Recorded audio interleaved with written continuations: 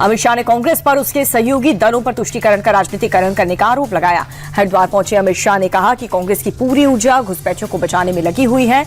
राहुल बाबा जितना विरोध करना है कर ले, लेकिन हम चुन चुनकर घुसपैठियों को देश से बाहर निकाल कर रहेंगे। अमित शाह ने कहा कि एसआईआर वोटर लिस्ट का शुद्धिकरण है, लेकिन विपक्ष इस पर भ्रम फैला रहा है। नीतीश कुमार के राज्यसभा जाने पर विपक्ष हमलावर है। आरजेडी नेता राबड़ी देवी ने कहा कि नीतीश कुमार की बुद्धि भ्रष्ट हो गई है, बीजेपी उन्हें बिहार से भगा रही है, उन्हें बिहार को नहीं छोड़ना चाहिए। नीतीश कुमार के बेटे निशांत कुमार की ऑफिशियल पॉलिटिकल एंट्री कल होने वाली। आज सुबह जेडीयू के कार्यकारी अध्यक्ष संजय झा के घर पर निशांत ने पार्टी के सीनियर और युवा नेताओं के साथ मीटिंग की।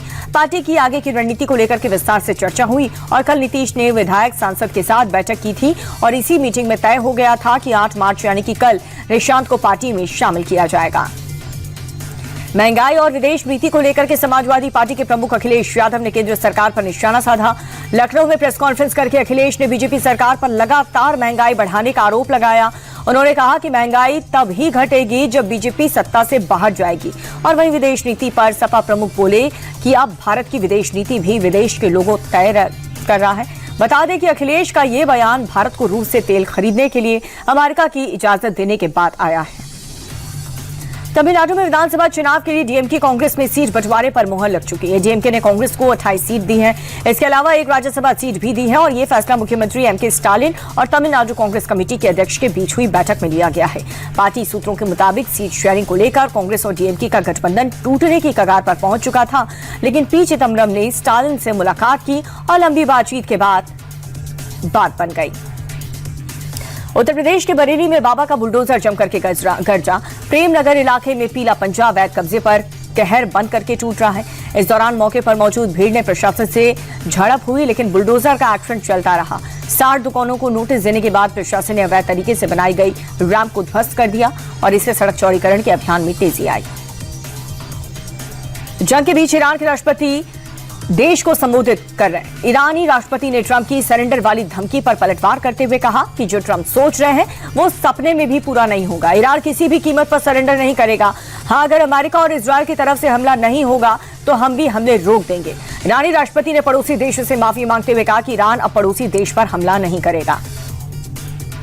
ईरान थोड़ी देर में अपने बयान से पलट गया। राष्ट्रपति ने पड़ोसी देशों पर हमला नहीं करने का ऐलान किया, लेकिन इससे कुछ ही मिनटों बाद ईरानी हथियार दुबई हवाई अड्डे तक जा पहुंचे। ईरानी सेना ने दुबई एयरपोर्ट पर शाहिद 130 ड्रोन से हमले किए हैं। अटैक के बाद एयरपोर्ट पर अफरा तफरी मच गई और सभी फ्लाइट्स को कैंसिल कर दिया गया। हालांकि कुछ देर बाद फ्लाइट्स का संचालन फिर से शुरू कर दिया गया। भारत में ईरान के राजदूत मोहम्मद फतहली ने इजरायल अमेरिका हमलों को लेकर के बड़ा बयान दिया है। ईरानी राजदूत ने कहा कि इस युद्ध में हम या तो जीत हासिल करेंगे या तो शहादत तक पहुंचेंगे। हमारे लिए दोनों ही सम्मान और खुशी है। अमेरिका इजरायल के हमले सिर्फ ईरान के खिलाफ नहीं है, ये अंतर्राष्ट्रीय कानून के सिद्धांत मानव गरिमा के खिलाफ भी है।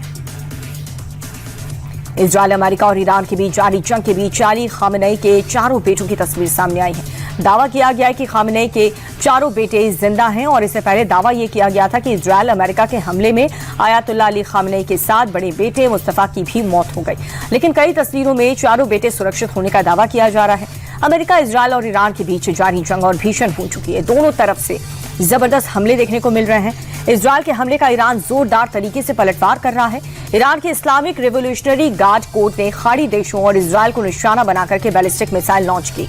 IRGC ने इसका एक वीडियो जारी किया। इन हमलों के जरिए तेहरान दुनिया को अपने हथियार की ताकत दिखा रहा है।